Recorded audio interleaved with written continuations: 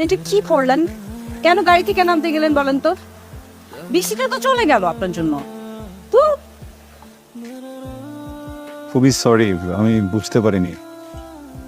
সব সরি বলে তো এখন হবে না, বৃষ্টি তো আসবে না আবার, তাই না?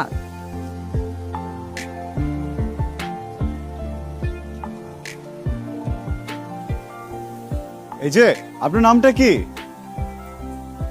কোথায় যাবেন আমাকে বলেন, আমি ড্রপ করে দিই। আমার নাম বর্ষা, মেঘে আমার বাড়ি, লাগবে না আপনার গাড়ি। অবশেষে ফিজিক্সের শিক্ষা বাস্তব জীবনে কাজে আসলো। রাস্তায় বের হয়ে হিসাব করে ফেললাম অনুভূমিকের সাথে কত ডিগ্রি কোণে ছাতা ধরলে বৃষ্টি থেকে রক্ষা পাওয়া যাবে।